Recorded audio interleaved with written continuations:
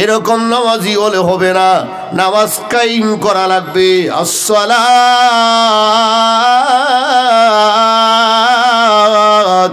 নামাজ কায়েম করো, নামাজ কায়েম করো। নামাজ পড়ার নাম কায়েম করা না। নামাজ কায়েম করার অর্থ হলো আমি নিজেও নামাজ পড়বো, আমার ওয়াইফে পড়বে, আমার ছেলে পড়বে, আমার মেয়ে পড়বে, আমার ঘরের সদস্য যারা আছে তারা পড়বে, চাকর পড়বে, বাদশা পড়বে, গাড়ির ড্রাইভার পড়বে, হেল্পার পড়বে, কন্ট্রাক্টর পড়বে। এইভাবে সবাই নামাজ কায়েম করা লাগবে। নামাজ পড়লে আল্লাহ এই ঘর রহমত আর বরকত ডালিয়া দিব। সুবহানাল্লাহ কোন নামাজই পড়ে না, রহমত আর বরকত চাই, কোনো লাভ আছে? বিয়ে করছে না বেটা, আমার বাচ্চার দরকার, তোর কোনো হইব হবে না। বিয়ে না করে বাচ্চা যে চাওয়া যে বুকামি, ঠিক তেভাবে আল্লাহর গুলামি না করে রহমত বরকত চাওয়া ঠিক এইরকম বুকামি। যেরকম ঠিক কিনা? আল্লাহর নবীরা পয়গম্বররা যত বড় সমস্যা হোক না কেন নামাজ ছাড়ে নাই। যেরকম ঠিক নি, নামাজ ছাড়ে নাই। আর তুমি তো এক ওয়াক্ত পড়লে আর এক ওয়াক্ত পড়ো না। নামাজ কয় ওয়াক্ত? কথা বলেন, কয় ওয়াক্ত? নামাজ 5 ওয়াক্ত, মুসল্লিও 5 প্রকার। কয় প্রকার? আরো জোরে বলেন, নামাজ কয় ওয়াক্ত? 5 ওয়াক্ত, মুসল্লিও কয় প্রকার? আরো জোরে বলেন, 5 প্রকার। 1 নম্বর, 1 ওয়াক্ত পড়ে আর 1 ওয়াক্ত পড়ে না, এরকম আসেনি না নেই? আরো জোরে কোন আসেনি? 2 ওয়াক্ত পড়ে 3 ওয়াক্ত নাই, 3 ওয়াক্ত পড়ে 2 ওয়াক্ত নাই, আসেনি না নাই? এরও জাহান্নামী। নাউজুবিল্লাহ বলেন। 2 ওয়াক্ত পড়ে 3 ওয়াক্ত নাই, 3 ওয়াক্ত পড়ে 2 ওয়াক্ত নাই, এরও জাহান্নামী। এই নামাজটাকে জাহান্নামের আগুন থেকে বাঁচাতে পারবে না, নাউজুবিল্লাহ। 2 নম্বর হলো নামাজে দাঁড়াইছে, নামাজে দাঁড়ানোর পর মন এই দিক সেদিক চলে যায়, মনাই মিয়া তার গরো নাই। যেরকম আসেনি না? নামাজে দাঁড়ানোর পর মন তার নামাজে না, মন তার বিবি বাচ্চার কাছে, ব্যবসার কাছে, ওই টাকার কাছে, ওই পয়সার কাছে, ওইখানে সেইখানে দৌড়াদৌড়ি আরম্ভ করেছে। এরকম আসেনি না নাই? নামাজ কয় রাকাত পড়ছে, কত রাকাত হলো, কিভাবে পড়লো এটাই তার মনে নাই। এরকম আসেনি না নাই? আল্লাহ বলেন, এরা, আল্লাহর নবী বলেন, এরও জাহান্নামী। কারণ নামাজে দাঁড়াইলে যাদের মন ঠিক থাকে না, এরও জাহান্নামে যাবে। 3 নম্বর হলো নামাজে দাঁড়াইছে, নামাজে দাঁড়ানোর পরেও তার মন এই দিক সেদিক যায়, যে দিক সেদিক যাওয়ার পর আবার মনটারে টান মেনে এনে নামাজে পিঠ করে আবার নামাজ সুন্দরভাবে আদায় করে। আল্লাহর নবী বলে, এই নামাজ তাকে জাহান্নামের আগুন থেকে বাঁচায়া জান্নাতের মেহমান বানায়া দিব।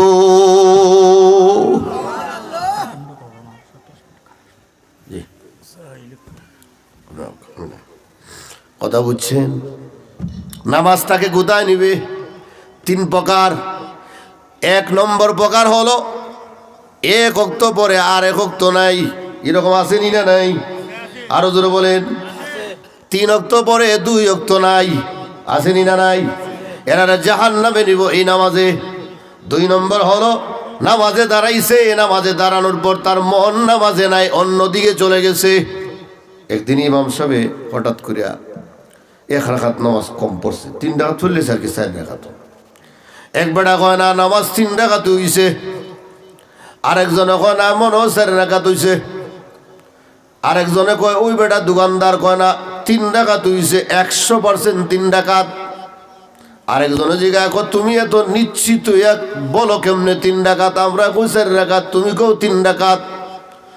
বলে, আমার 4টা দোকানের মধ্যে প্রথম রাকাতের সময় 1 দোকানের হিসাব করছি, আর 1 রাকাতের সময় আর 1 দোকানের হিসাব, আর 1 রাকাতের সময় আর 1 দোকানের হিসাব, 3 রাকাতে 3 দোকানের হিসাব করছি। 1 রাকাত এখনো হিসাব করি নাই, 1 দোকান এখনো বাকি আছে। এই জন্য আমি 100% নিশ্চিত করে বলি, ইমাম সাহেব 3 রাকাতই পড়াইছে, 4 রাকাত পড়ায় নাই। তার নামাজও আছে, যেরকম নামাজ আছে নাই, মনাই মিয়া নামাজই নাই, অন্যদিকে চলে গেছে। এরকম আমরারও হয়নি না? হয় না? হয়। তাহলে বোঝা গেল আমাদের নামাজ ঠিক করা লাগবে, যেরকম ঠিক কিনা? আমার বড় ভাইরা, সময় অল্প, দ্রুত গতিতে চলে যাচ্ছে, কারণ টাইম সময় কারোর জন্য অপেক্ষা করে না, যেরকম ঠিক কিনা? অপেক্ষা করে না। আমার বড় ভাইরা, আল্লাহ রাব্বুল আলামিন বলেন 3 প্রকার হইল নামাজে দাঁড়াইছে, কিন্তু মনটা এদিক সেদিক যাওয়ার পরেও আবার মনটাকে সঠিক করে সঠিকভাবে নামাজ আদায় করে এই নামাজটাকে জাহান্নামের আগুন থেকে বাঁচাইব। সুবহানাল্লাহ। কারণ আমরা স্বাভাবিক এরকম হয়, যেরকম ঠিক কিনা? 4 নম্বর হলো এমন নামাজ পড়েছি যে নামাজ তাকে জাহান্নামের আগুন থেকে শুধু না, তাকে অশ্লীল কাজ থেকে, দুনিয়ার সমস্ত গুনাহ থেকে নামাজ তাকে বাঁচায়া রাখে। ইন্নাস সালাতা তানহা আনিল ফাহশাই ওয়াল মুনকার, নামাজ ফাহেসা কাজ থেকে, অন্যায় কাজ থেকে, গুনাহের কাজ থেকে তাকে বাঁচায়া রাখে। এইরকম যারা নামাজি হয়ে গেছে তারা মনে করে আমি নামাজে দাঁড়াইলে আমার আল্লাহকে আমি দেখি, আর না হয় আমার আল্লাহ আমাকে দেখে। সুবহানাল্লাহ। কয় প্রকার হয়েছে? 4 প্রকার। কয় প্রকার? 4 প্রকার। 5 নম্বর হলো সালাতুল আম্বিয়া, নবী পয়গম্বরদের নামাজ। নবী পয়গম্বরদের নামাজ আমাদের মতো হওয়ার সম্ভব না, আমরা এইরকম হতে পারবো না, যেরকম ঠিক নেই, তবে চেষ্টা করার দরকার তাদের মতন পড়ার। সুবহানাল্লাহ। আমার বোনের ভাইয়েরা, আজকের রাত্রিটা মেরাজের রাত্রি। এই রাত্রিতেই নবী আমার মুহাম্মাদুর রাসূলুল্লাহ সাল্লাল্লাহু আলাইহি ওয়াসাল্লাম নামাজ আনার জন্য আল্লাহর কাছে মেহমান হয়ে গিয়েছিলেন। সুবহানাল্লাহ। শরীয়তের বিধানগুলি, কুরবানি, হজ, যাকাত, পর্দা, এই সব বিধানগুলি আল্লাহ জিব্রাইলের মাধ্যমে, জমিনে জিব্রাইলের মাধ্যমে আল্লাহ নবীর কাছে পাঠাইছেন। আর নামাজ এমন একটা ইবাদত আল্লাহ আপনি আমাকে দান করেছেন, যে বিধানটা আল্লাহ জিব্রাইলকে দিয়া পাঠান নাই, আল্লাহ তার বন্ধুকে নিজে আসমানে উঠায় নিয়ে আরশ মুআল্লায় নিয়া আল্লাহ দাওয়াত দিয়া নিয়া নামাজ গোছায়া দিয়েছে। সুবহানাল্লাহ। আর জোরে কোন আমার পরে ভাইয়ারা, আল্লাহ নবী মেরাজে গিয়েছেন নামাজের জন্য, নামাজ নিয়ে আসলেন। নামাজ আমরা পড়ি না, অনেক মহিলারাও পড়ে না, আমরাও পড়ি না, যেরকম ঠিক নেই? আমরাও পড়ি না, অনেক মহিলারাও নামাজ পড়ে না, শুধু মোবাইলে তারা খাইছে, মোবাইলে জীবন ধ্বংস করে দিয়েছি। মোবাইল দেখতে দেখতে জীবনটা শেষ করে দিয়েছে। যেমন যুবকরা শেষ করেছে, এমন আমাদের দেশের যুবতীরাও শেষ করে দিচ্ছে। আমার প্রাণের ভাইয়ারা, আমি একটা কথাই বলবো, যারা মোবাইলের মধ্যে ভিডিও করে করে করে করে তার ওয়াইফকে নিয়ে এবং নারী নিয়ে ভিডিও বানায়, নারী নিয়ে ভিডিও বানায়, তার ওয়াইফ নিয়ে ভিডিও বানায়, এটা আসলে পোষা লোক না, এটা আসলে পোষা লোক না, এটা হিজলা। জোরে কোন ঠিক কিনা? কারণ ওয়াইফ, বউ হলো সবচাইতে বেশি দামি। পৃথিবীর মধ্যে যত সম্পদ আছে, সব সম্পদ থেকে বউ, ওয়াইফ হলো সবচেয়ে বেশি দামি। যেরকম ঠিক কিনা? এই দামি জিনিসটাকে আনছে মোবাইলের সামনে, সারা পৃথিবীর সমস্ত মানুষরা, পোষালুকরা তাকে দেখে দেখে মজা নিচ্ছে, আর তুমি টাকা ইনকাম করতেছো। নাউযু বিল্লাহি মিন জালিক। নাউযুবিল্লাহ বলবেন না? তুমি টাকা ইনকাম করতেছো, তুমি মনে করো টাকাই টাকা, টাকাই টাকা, মান ইজ্জতের দরকার নাই, সম্মানের দরকার নাই। নাউযুবিল্লাহ বলেন। কারণ ইজ্জত সম্মান আগে, কারণ টাকা গেলে টাকা পাওয়া যায়, সম্পদ গেলে সম্পদ পাওয়া যায়, আর একবার যদি ইজ্জত যায় আর পাওয়া যায়? যেরকম পাওয়া যায় না, কারণ ইজ্জত চলে গেলে এটা আর আসবে না। কোটি টাকার মালিক হলে ইজ্জত পাওয়া যাবে না। যেরকম ঠিক কিনা? আমার পরে ভাইরা, নবী যে মেরাজে গেলেন, আমরা ঘটনা সব জানি। যেরকম ঠিক কিনা? মেরাজে গেছেন, নামাজ 50 ওয়াক্ত দিছেন, চলে আসছেন, মুসার সাথে দেখা হয়েছে, এই ঘটনা অনেক শুনছি, যেরকম ঠিক কিনা? শুনছি কিনা? শুনছি। আমি একটু ভিন্নভাবে আপনাদেরকে শোনাইতে চাই। মুহাম্মদুর রাসূলুল্লাহ সাল্লাল্লাহু আলাইহি সাল্লাম যখন রজবের চাঁদ উদিত হইল, রজবের চাঁদ উদিত হওয়ার পর প্রথম সপ্তাহেই মুহাম্মদুর রাসূলুল্লাহ সাল্লাল্লাহু আলাইহি সাল্লামের চাচা আবু তালেব দুনিয়া থেকে বিদায় হয়ে গেছেন। সুবহানাল্লাহ। কোন দুনিয়া থেকে বিদায় হয়ে গেছেন? তাহলে একটা আত্মীয়, আমার নিজের চাচা যদি দুনিয়ার থেকে বিদায় হয়, তো এটা একটা দুঃখ না? মনের মধ্যে অন্তর একটা ব্যথা, অনেক দুঃখ। আল্লাহ নবী বিশ্বনবী রহমাতুল্লিল আলামিন ওনার দাদা আব্দুল মুত্তালিব আবু তালেবকে নিয়ে বললেন যে আমার নাতিকে তোমার হাতে সমঝাইলাম, দায়িত্ব তোমার হাতে দিলাম। সুবহানাল্লাহ বলবেন না? তার গায়ে যাতে একটা ফুলের টুকরা না পড়ে, আঘাত না হয়, তোমার হাতে দায়িত্ব দিলাম।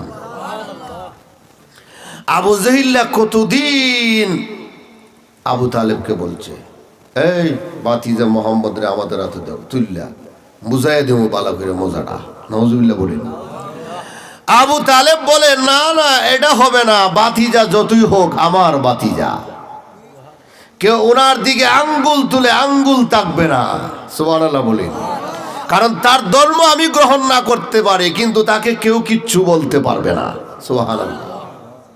কত বড় দায়িত্ব! আল্লাহ নবী যখন দেখলেন আবু তালেব মুমূর্ষু অবস্থায় দুনিয়ার থেকে বিদায় হবে, চাচার কাছে গিয়ে একেবারে কানের কাছে গিয়ে বসলেন। সুবহানাল্লাহ বলেন। গিয়া বৈশা চাচারে বলতেছে, চাচা তুমি তো আমার দায়িত্ব নিয়েছিলে, এই পৃথিবীর বুকে কেউ আমার দায়িত্ব নেয় নাই।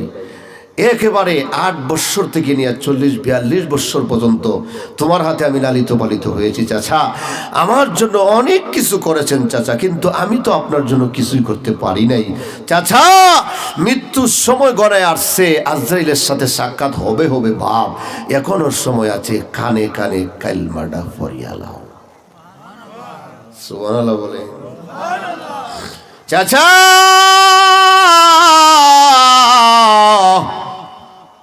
মৃত্যুর আগ মুহূর্তে কালমাটা পড়ে নিন গো চাচা। কিয়ামতের ময়দানে, হাসরের ময়দানে যেদিন মাঠ কায়েম হয়ে যাবে, আমি আল্লাহর দরবারে দাঁড়ায়া দরখাস্ত করব, আল্লাহ আমার চাচা আমার জন্য অনেক কিছু করেছেন, আল্লাহ আমার চাচাকে জান্নাত নসিব করে দাও। আল্লাহ জান্নাত দিয়ে দিবেন, কালমাটা পড়ে নাও। সুবহানাল্লাহ বলেন। ওইদিকে আরেক শয়তান আবু জেহিলের কাছে গিয়া খবর বলল, তোমার ভাতিজা মুহাম্মদ আবু তালেবের কানে কানে কি যেন বলতেছে, তাড়াতাড়ি যাও, অবস্থা খারাপ। ওই শয়তানটা খবর দিছে গিয়া। নাউজুবিল্লাহ বলবেন না? এরকম শয়তান আমরা তো আসেনি। বালা কথা অন্য গিয়ে আরেকটার মন্দ কথা কয়, আসেনি না? নাই। বুড়ার মধ্যে আছে, জোয়ানের মধ্যে আছে, যেরকম ঠিক কিনা? আমার বড় ভাইয়েরা, ওই খবরটাকে আবু জাহিলের কইছে, আবু তালেব তো দুনিয়া থেকে বিদায় হয়ে যাবে, কিন্তু মনে হয় ধর্মান্তরিত হয়ে যাবে, মুহাম্মদের কালিমা পড়ে মনে হয় মরবে, তুমি তাড়াতাড়ি যাও। নাউজুবিল্লাহ বলেন না? আবু জাহিল কয়, কি হইছে? ধর্মান্তরিত হয়ে গেছো, মুহাম্মদের ধর্ম গ্রহণ করছো নাকি? এই তোমার চাচার কানে কানে কি বলো, তুমি সরো এখান থেকে, তোমাকে এখানে রাখা যাবে না। মুহাম্মদুর রাসূলুল্লাহ বলে, আমার চাচা আমাকে এখান থেকে সরানো এটা সম্ভব হবে না, আমি চাচার কাছে থাকতে চাই, কারণ আমার আপন চাচা, আমার রক্তর সম্পর্ক, আমাকে এখান থেকে সরাইস না, আমার চাচা আমার জন্য অনেক কিছু করেছে। ও চাচা, তোমাকে এখনো বলি, যদি কানে কানে কালিমাটা পড়ে নাও, লা ইলাহা ইল্লাল্লাহ, এতটুকু পর্যন্ত যদি পড়ো, আর আমার কথা বললে যদি শরম হয় মুহাম্মদুর রাসূলুল্লাহ, এটা পড়ার দরকার নাই, শুধু লা ইলাহা ইল্লাল্লাহ পড়ো, আমি গামছা লাগায় তোমাকে জান্নাতে নিয়ে যাব। সুবহানাল্লাহ বলবেন না? আবু জাহিল কয়, যদি মানুষে কিতা কইতাছে, মানুষে আমার মন্দ কইব, এই জন্য আমি মানুষের কথাটা, হিংসাটাই নিলাম, আমি কলমা পড়লাম না। নাউজুবিল্লাহ বলবেন না? চাচা আবু তালেব দুনিয়া থেকে বিদায় হয়ে গেল, মনে ব্যথা, খাদিজার কাছে গিয়া কান্দে। আল্লাহর নবী কান্না জর্জরিত অবস্থা খাদিজার ঘরে প্রবেশ করলেন। খাদিজা বলেন, ইয়া রাসূলুল্লাহ, ইয়া হাবিবাল্লাহ, কাঁদেন কেন? আল্লাহর নবী বলেন, খাদিজা, আমার দায়িত্ব যিনি গ্রহণ করেছিলেন, আমার চাচা দুনিয়া থেকে বিদায় হয়ে গেছে।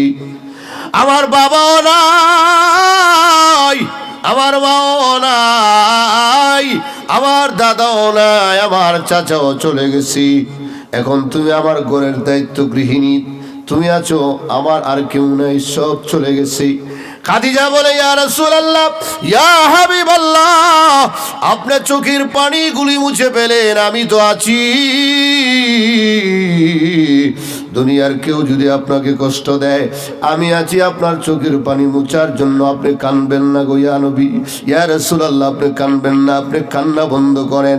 আল্লাহর নবী, বিশ্ব নবী রাহমাতুল লিল আলামিন বলেন, হুজুর যখন কান্না শুরু করে দিয়েছেন, খাদিজা বলেন, ইয়া রাসূলুল্লাহ, ইয়া হাবিবাল্লাহ, আপনার দাদাও চলে গেছেন, আপনার মাও নাই, আপনার আব্বাও নাই, আপনার কেউ নাই, আপনার চাচাও চলে গেছে। ইয়া রাসূলুল্লাহ, আমার মনে হয় সপ্তাহখানেক যাবে না, মনে হয় আমারও মৃত্যুর চিঠি আমার কাছে চলে আসতে পারে। সুবহানাল্লাহ বলেন। আল্লাহর নবী, বিশ্ব নবী এই কথা শুনে আরো কান্না শুরু করে দিয়েছেন। খাদিজা, কি বলো? ও খাদিজা, তুমি যদি দুনিয়া থেকে বিদায় হয়ে যাও, আমার তো আর কেউ থাকলো না। খাদিজা বলেন, ইয়া রাসূলুল্লাহ, ইয়া হাবিবাল্লাহ, আমার মনে হয়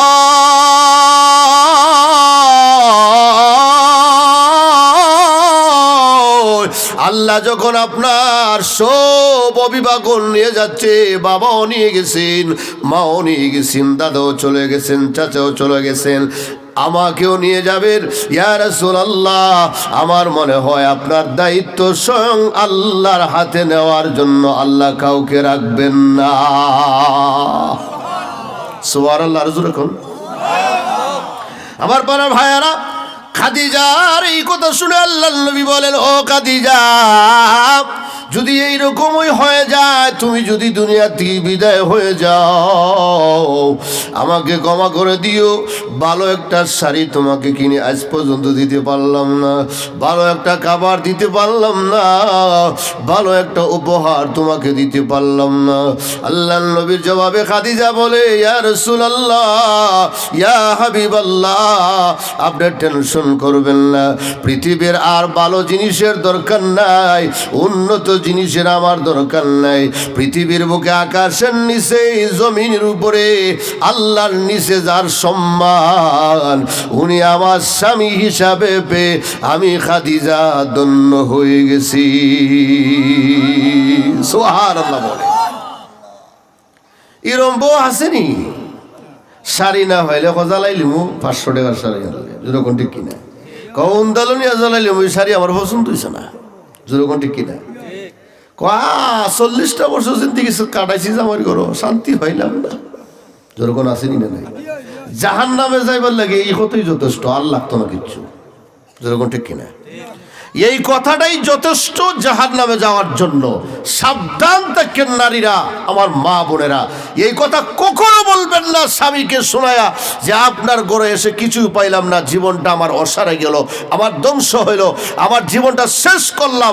এই কথা বলার সাথে সাথে স্বামীর অন্তরে যে একটা ধাক্কা লাগে, এই ধাক্কার কারণেই বদদুয়ার কারণে জাহান্নামে যাওয়ার কারণ, আর কোনো কারণ লাগবে না, যেরকম ঠিক কিনা, আর কোনো কারণ লাগবে না।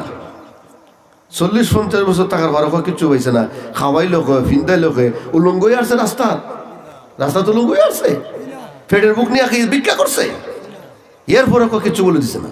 নাউযুবিল্লাহ মিনাল আস্তাগফিরুল্লাহ। এরকম নিমক হারাম অনেক মহিলা আছে সমাজে, যেরকম আসেনি না নাই। আমার বড় ভাইয়ারা, আল্লাহর নবী, বিশ্ব নবীর এই কথা শোনার পর খাদিজা বলেন, আমারও মনে হয়, দেখা গেছে দীর্ঘ 1 সপ্তাহ পর খাদিজারও অবস্থা খারাপ, উনিও দুনিয়া থেকে বিদায় হয়ে গেছেন। সুবহানাল্লাহ বলবেন না? খাদিজাও দুনিয়া থেকে চলে গেলেন, চাচাও চলে গেলেন, দাদাও চলে গেলেন, মাও নাই, বাবাও নাই, কিচ্ছু নাই। অভিভাবক কে? আরো জোরে বলেন, কে? আল্লাহ। এই কথাটা আপনি খুব মনোযোগ সহকারে শুনবেন। বলে, কেন আল্লাহ নবীকে মেরাজ করাইলেন? 3টা কারণ লেখছেন। কয়টা? তিনটা কারণ তাফসীরে রুহুল মানিতে তিনটা কারণ লেখছেন। এক নম্বর হলো চাচা দুনিয়া থেকে বিদায় হইল, 2 নম্বর হলো খাদিজা গেল, আর 3 নম্বর হলো তায়েফের ময়দানের ঘটনা। সুবহানাল্লাহ। আল্লাহ নবী এই দুঃখগুলো পায় তায়েফ গেলেন, গিয়া হালিমাতুস সাদিয়া যে মহিলার দুগ্ধ পান করেছিলেন ওনার কাছে গিয়া আশ্রয় নিলেন যে আমি আপনার দুগ্ধ পান করেছিলাম। এখানে গিয়া বলল যে এই মহিলার দুধ পান করে আমি এখানে বড় হয়েছি, আপনাদের কাছে আসলাম। আমার এইভাবে চাচাও নাই, দাদাও নাই, আমার মাও নাই, বাবাও নাই, কিচ্ছু নাই, আমার সব শেষ। আপনাদের কাছে আসছি একটু সান্ত্বনা পাওয়ার জন্য। কিছুদিন পরে যাওয়ার পরে দেখা যায় এরা দেবদেবীর পূজা শুরু করলো। আল্লাহ নবী বলেন দেবদেবীর পূজা করা যাবে না, এগুলো বন্ধ করতে হবে, ইবাদত করতে হবে একমাত্র কার? আরো জোরে বলেন কার? আল্লাহর ইবাদত করতে হবে। মুরব্বি টাইপের কিছু ভালো মানুষ আছে না, এরা কয় এই মোহাম্মদ এই কথা আস্তে বলো, জোরে কইও না। আমরা যে কইছো বালা কথা আলহামদুলিল্লাহ, আমরা মুরব্বিরা পরামর্শ করে দেখমু তোমার ধর্ম গ্রহণ করা যায় কি যায় না। তুমি এই মুহূর্তে এই দেশ সাইরা পলায়ন করে মক্কাতে যাও, তোমার ছেলে যায়েদ ইবনে হারেসা অর্থাৎ পালক পুত্র, ওনাকে নিয়ে তুমি এই দেশ ছেড়ে তাড়াতাড়ি চলে যাও। যদি তায়েফের মানুষরা শোনে তুমি দেবদেবীর বিরুদ্ধে কথা বলছো তাহলে তোমার অবস্থা খারাপ করে লিখবো। এর মধ্যে থেকে কিছু মানুষের খারাপ টাইপের মানুষ আছে না, এরা এই কথাটারে প্রচার করে লিছে, নাউজুবিল্লাহ বলে প্রচার করে কয় এই আব্দুল্লাহর ছেলে মোহাম্মদ আইছে। বলে কি কয়? বলে এক আল্লাহর দাওয়াত দেয়, দেবদেবীর পূজা নাকি করা যাবে না, এইগুলা নাকি শিরিক গোনা। এমনি মুরব্বী হল খারাপ বইরা কিছু কাটাইসা মুরব্বী হল আছে না, এরার মধ্যে ওই সময় আসিন কয় ছেলেরা মোহাম্মদকে এমনে সারা যাবে না, আমাদের দেবদেবীর বিরুদ্ধে কথা বলছে, এমনে সাইরা দিতাম না। নাউজুবিল্লাহ বলেন। পাথর নে,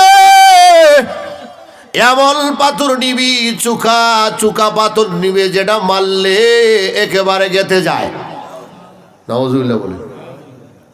পাথর হাতে নেন ওই মুরব্বীরা, কিছু খারাস টাইপের মুরব্বীরা, খবিস মার্কা মুরব্বীরা, তারা ছেলেদের কি লেলাইয়া দিল আল্লাহর নবীর পিছনে পাথর মারার জন্য।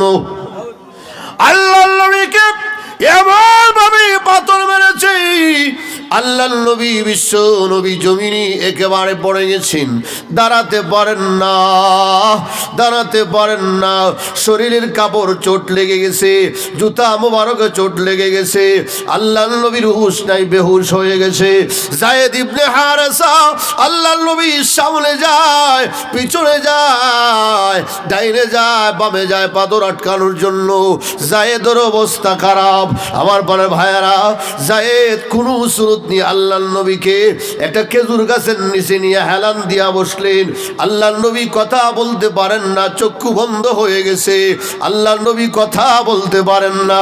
যায়েদ বলে আল্লাহ নবী দুনিয়া থেকে বিদায় হয়ে গেছে নাকি আল্লাহ জানে, কোনো কথা বলতে পারেন না। আমার পরে ভাইয়ারা, এই মুহূর্তে এমনি জিব্রাইল এসে হাজির হয়েছেন। জিব্রাইল এসে হাজির হইয়া আল্লাহর নবী বিশ্ব নবীকে পানি দিলেন মুখের মধ্যে। পানি দেওয়ার পর আল্লাহর নবীর হুঁশ এসেছে। হুঁশ হওয়ার পর আল্লাহর নবী এমনি একটু কথা বললেন। বললেন কি? বলে এখন আসছো, এখন আসার সময় হয়েছে তোমার। একটু ক্লান্তির সুরে বললেন এখন আমার সময় হয়েছে। তায়েফের ছেলেরা আমাকে এইভাবে মারলো, তুমি এতক্ষণ কোথায় ছিলে? জিব্রাইল বলেন ইয়া রাসূলুল্লাহ, ইয়া হাবিবাল্লাহ, আপনার এই আঘাত দেখে আমি আসতে চাই, কিন্তু আল্লাহর হুকুম ছাড়া তো আমি আসতে পারি না। এই জন্য ইয়া রাসূলুল্লাহ, ইয়া হাবিবাল্লাহ, আপনি ক্লান্ত হয়েন না, 40,000 ফেরেশতা নিয়ে আমি জিব্রাইল এসেছি। ইয়া রাসূলুল্লাহ, ইয়া হাবিবাল্লাহ, ওই পাহাড়ে আছে 20,000, ওই দিকে আছে 20,000। তায়েফের ময়দানের পাহাড়টাকে একে তুলা মেরেনি, একসাথে এক চাপ দিয়া যদি বলেন আটার খায়ের মতন বানায়া দিব। আল্লাহ চেয়েছেন যদি ইচ্ছা করেন তাদের জন্য বদদোয়া করেন। আল্লাহ বলেছেন আপনি যেটা চাইবেন সেটাই হবে। আল্লাহর নবী বিশ্ব নবী এত আঘাত পাওয়ার পরও আল্লাহর নবী বিশ্ব নবী বলেন না না, তারা বুঝে নাই নাই, তারা যদি বুঝতো আমাকে আঘাত করতো না। এ জিব্রাইল শুনো, তারা যদি নাও বুঝে তাদের ছেলে মেয়েরা নাতিপুতিরা ইসলাম গ্রহণ করবে, আল্লাহর আইন মানবে, ইসলামের পতাকা উড্ডীন করবে, অতএব তাদেরকে আঘাত করার দরকার নাই। আমি মুহাম্মাদুর রাসূলুল্লাহ রাহমাতুল লিল আলামিন, আমাকে রহমত বানায় আল্লাহ দুনিয়াত পাঠাইছে, অতএব আমি আল্লাহর নবী তাদেরকে মাফ করে দিলাম। সুবহানাল্লাহ। কোন মাফ করে দেওয়ার পরে জিবরাইল বলেন, ইয়া রাসূলুল্লাহ, আপনার জন্য একটা সুখবর আছে। সুবহানাল্লাহ। কোন বলে সুখবরটা কি? এটা হলো 3 নম্বর কারণ মেরাজের। 1 নম্বর হলো সাসা গেল, 2 নম্বর কাদিজা, 3 নম্বর হলো তায়েফের এই করুণ কাহিনী। এই 3 নম্বর কারণ বলে জিবরাইল বলেন, ইয়া রাসূলুল্লাহ, আপনাকে আল্লাহ স্পেশাল ভাবে দাওয়াত দিয়েছেন আল্লাহর কাছে যাওয়ার জন্য। সুবহানাল্লাহ বলেন। বলে সারা পৃথিবীর সমস্ত মানুষরা আপনার দুশ্মন হলো, আপনাকে সান্ত্বনা দেওয়ার মতন কেউ নাই। আর আল্লাহ বলছেন আল্লাহর কাছে নিয়ে বসায়া আল্লাহ নিজে আপনাকে সান্ত্বনা দিবেন। ওই আল্লাহর নবীকে আল্লাহ মেরাজে নিলেন, আল্লাহ মেরাজে নিয়ে আল্লাহ সান্ত্বনা দিলেন, কাছাকাছি বসলেন, গল্প করলেন। মেরাজে যাওয়ার পর শুধু রসুলই সান্ত্বনা পাইলেন না, আমাদেরও সান্ত্বনা হয়েছে। বলে কি হয়েছে? বলে আমাদের সান্ত্বনা হইল আমরা নামাজ পাইছি, যেরকম ঠিক কিনা, এবাদত পাইছি, আল্লাহর হুকুম পাইছি, নামাজ আদায় করলে, আল্লাহর এবাদত করলে জান্নাত পাওয়া যাবে। একেবারে ছোট একটা জান্নাত যাকে দেওয়া হবে এই পৃথিবীর 10টা পৃথিবীর সমান। আরো যেরকম জান্নাতে যাওয়ার ইচ্ছা আছে ইনশাল্লাহ। আরো যেরকম আসেনি না নাই? আমার সময় কিন্তু শেষ, আস্তে আস্তে সময় শেষ হয়ে যাচ্ছে। একজন মানুষ উঠবে না, যাই আছেন বসে থাকেন ইনশাল্লাহ, যাই আছেন বসেন। আমি 10 জন মানুষ চাইব। কয়জন? আরো জোরে বলেন, কয়জন? 10 জন মানুষ, বেশি না, মানুষ পরিমাণই বালা ইনশাআল্লাহ। বলেন, আরো বলেন ইনশাআল্লাহ।